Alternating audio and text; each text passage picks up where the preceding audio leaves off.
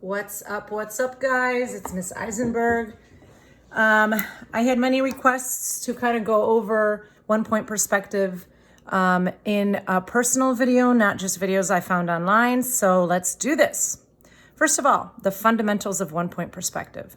You guys need to understand what a vertical line is, and a vertical line will be perpendicular, like such, to the top of the paper. A horizontal line is going to be perpendicular to the left or the right side, or parallel to the top. And then parallel. What is parallel? Parallel means that if I have one line going in a direction, a parallel line would be going the same direction. And if I keep drawing these two lines, they will never touch, which takes me to converging lines. Converging lines is the third kind of line you need to understand. A converging line is the kind of line, so vertical, horizontal lines, that's when you're drawing something that's facing you. Converging lines are lines that are going back in space, okay? So in order to have a converging line, you need a horizon line. That is unique to your perspective.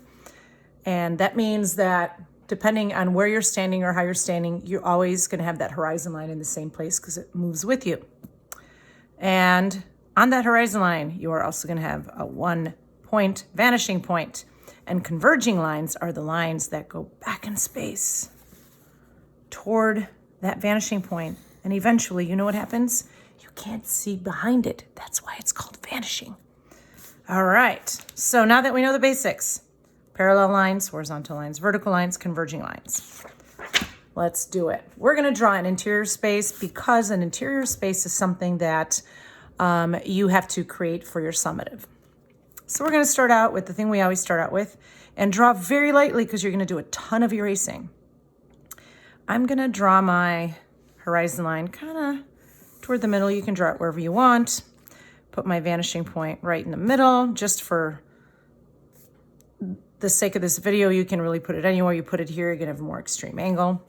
And then I'm going to draw a small little rectangle around it. So your vanishing point needs to be inside. It doesn't have to be right in the middle. And that is going to be the back wall of this room I'm drawing, okay? And again, it could be as tall or it's whatever you envision. If you want to draw a living room, dining room, foyer, bedroom, kitchen, whatever you want. Okay, so I'm going to actually make this pretty small because I want to do a lot of things off to the side so you guys can see all kinds of different techniques. All right, I'm going to erase this vanishing line or this horizon line because if we're going to be inside a room, we're not going to see the horizon line unless we have a window that looks out, and then you can see that horizon line. Okay, this is an important thing I need everybody to pay attention to because if you get the first part wrong, everything else is going to be wrong. If this is my vanishing point, in order to establish the sidewalls, the ceiling, and the floor, I need to create accuracy. So from the vanishing point to this corner here, I'm going to draw a line. That is going to be the divider between the right wall and the floor. I'm going to do the same thing here. Don't just draw random X's unless you want your vanishing point to be right in the middle, in which case I guess you could do that. So if you did this and you drew this first, that becomes your vanishing point. You can, and then your room is perfectly symmetrical. I don't love symmetry so much, so anyway, I'm going to stick to my version. Plus, it's a little bit more complex. And you guys are smart. You can handle it. This here, I'm going to bring it out. And, oh, that's kind of an extreme angle. But that's okay because the one on the left won't be as extreme. Again, vanishing point to the corner. Draw outward. Vanishing point to the corner in here. So now you can kind of see that we are inside of our room, right? Okay, so this is the part facing me. So the part facing me is going to have that horizontal line. It's going to have that vertical line. So if I was to draw a door, let's draw a door. So this is the door. It's a small little wall. That's okay. That's my door. Horizontal line, vertical line, right? Great. Well, anything that's horizontal here is it's because it's facing you. But that horizontal line, if I was to keep drawing it, is going to turn into a converging line, which means it goes back to the vanishing point. So vertical line stays the same. So let's start by drawing a window. So I'm going to draw my window by using these converging lines. And I'm going to draw a line here. And then, you know what? I'm going to draw a line like maybe, I'm going to draw a little window. I don't want a big window. Like right here. So here's my vanishing, or here's my horizon line. Now I'm going to decide how big do I want this window to be. Maybe I want it to be slightly big. So I'm going to close off the left side of the window with a vertical line. Verticals stay vertical. Don't give me some funky angles. And I'm going to say I want this to be right here.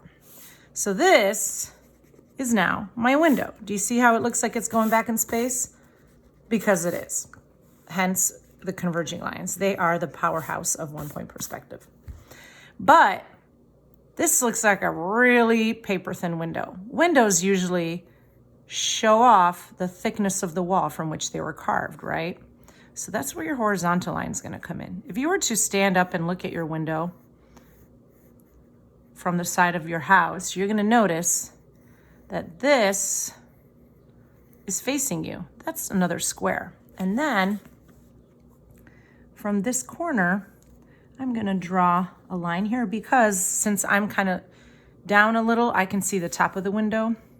And because this window is relatively big, I can also see a little bit of the bottom of the window because the horizon line's there. And there's my horizon line, so I can draw that back in. Maybe I have a mountain in there. Maybe I have like a tree growing in the distance. Maybe I have full moon. Maybe it's nighttime. This is where the details are going to come in. This is where my rock stars are going to separate themselves from the barely getting bys. Whatever kind of details you guys create. Great. All right, cool. Very good. What else do we want? You know what? I think I want a couch. So I'm going to draw a couch. So the couch in this skinny little room, and this is a very skinny room. I see that now. We're going to put it on the left side. Just, it doesn't matter where you put it. Okay, so the couch, I'm going to draw the side of the couch, the part of the couch that is facing me, because the couch is going to be kind of going back in space. I could draw a couch facing this way, but then it'll be kind of boring. You wouldn't see much. So, all right, so I'm going to draw this couch. I'm going to try to make it pretty comfortable.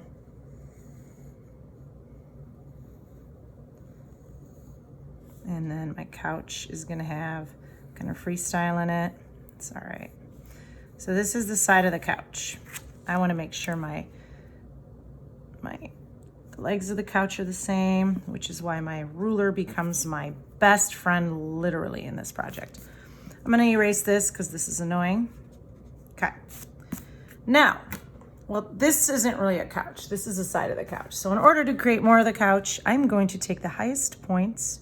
Like if this was a square, right, you'd know what to do.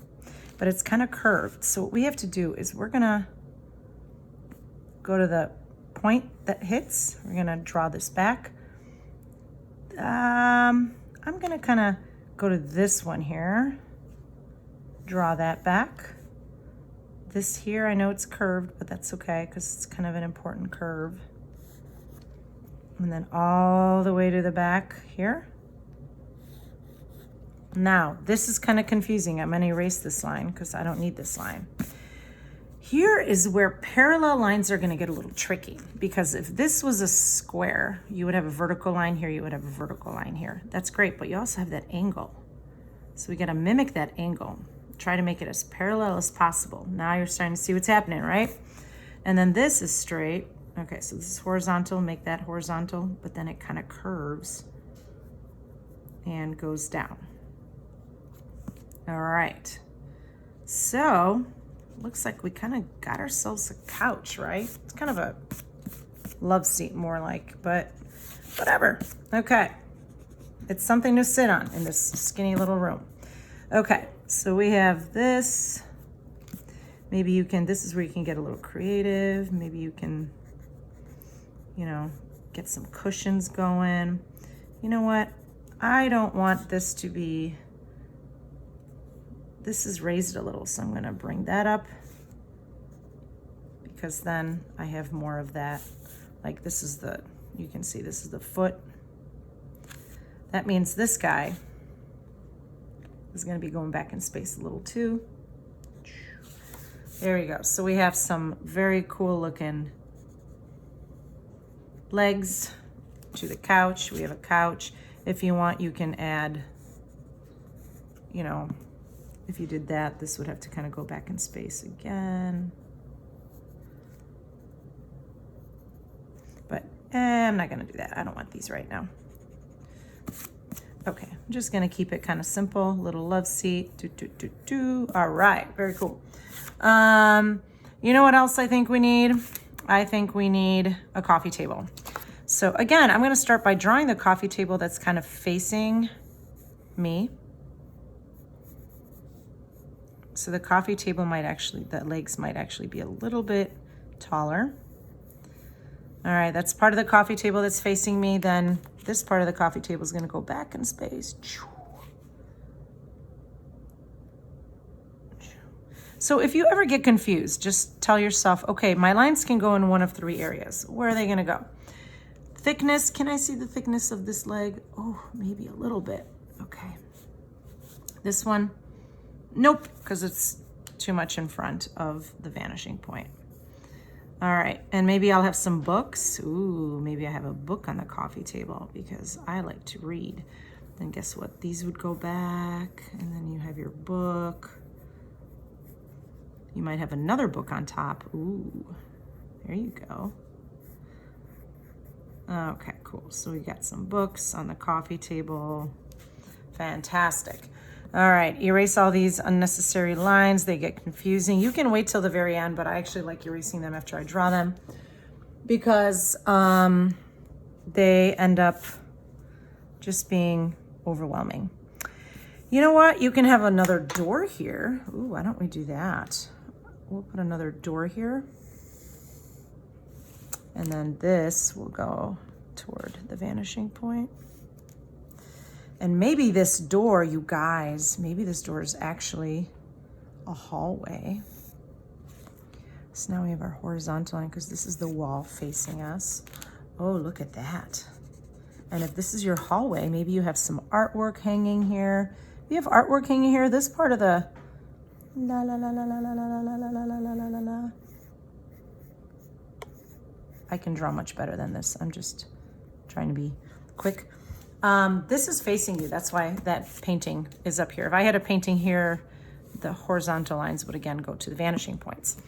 Let's put a little TV stand here. So I'm gonna have a TV stand probably down here somewhere. Yeah, down here. Okay, so my TV stand at home really kind of looks just like a big box. I wanna make sure I have walking room. This is the side of it, right? Maybe it has some little feet. Actually, mine does have little feet. I'm looking at it right now. Yeah, it's got some feet. Okay. Then the top of the TV stand, I guess it's not a TV stand because I have a window here. So it'll just be a shelf. All right, now we have things going back in space. Finish it off horizontal line because this is horizontal, right? They have to be parallel. Vertical, right? Vertical. Okay, in order to figure out how to cut out this little area, I'm taking this line, taking it all across to figure out where that is, drawing here. Then I know that this is going to be kind of where my little stand is. All right, cool. I said this was gonna be a shelf, right? Let's make it a shelf, and then I'm gonna stop and let you guys figure out what you wanna do with your own drawings. By the way, this is totally boring right now. I can do so much more, but I'm already at, 15 minutes, 14 minutes. Okay, so I want this to be a shelf. So what I'm gonna do is I'm gonna put kind of try to figure out where the middle is. So this is gonna be my shelf here, which means this has to be horizontal, right? So I can actually put things in there. Maybe the bottom here is not a shelf, but it's like a little cabinet. Look at that. You can have all kinds of things on top, like if you want, if you had like a plant, the vase, you could see inside because it's below the horizon line, right? So there's your little vase. You can have plants coming out. Maybe you have more books. Those are gonna be going back in space. Can you tell I like books? I like books. Maybe you have a rug. Or you know what? Let's not do a rug. Let's do a light fixture. I'm gonna start out, you know what? No. So I'm gonna put this little light fixture here. So that's a horizontal line. I'll move this out.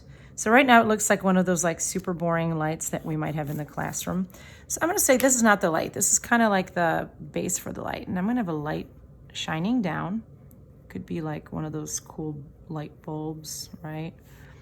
And then I might have another light shining down, and then that one's gonna be a little bit longer. You know why? Things that are closer to you when they're above your horizon line are gonna be further up on the page. Things that are below you, oh, maybe they have, oh, there we go. Things that are gonna be further back are gonna be further down on the page. The reverse is if this is your horizontal, your horizon line. Things closest to you are gonna be further down on the page. You might recall this from when we were studying still lives. Anyway, these aren't perfect, but you get the idea. All right, finally, let's do, you know what? Let's do a little shelf up here at the top. Let's say I have a shelf right here. So it'll be one of those floating shelves. So this is gonna be I'm thinking about it. No, I'm gonna change it up. It's gonna be a box shelf. Okay.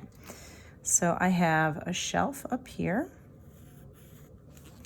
It's gonna go, and I'm just gonna make it like a little, it's gonna be a narrow shelf, maybe for like collectibles and things like that. So here we go. That's gonna go back in space because that's attached to the wall. Let's finish that right here. You know what, this could even be a TV, but why would you have a TV above the couch? That's kind of silly. Okay, now like the window, this is the part we're gonna see, the part of the shelf we're gonna see. And then this is gonna go back in space. Wait, is this accurate? Oh, I see, this is.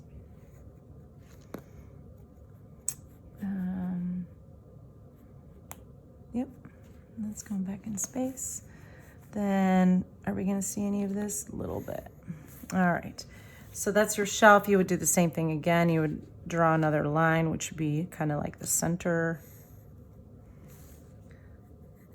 But look at this, since it's above the horizon line, you're actually seeing the bottom of the shelf, not the top, like over here. So just like little things to keep in mind.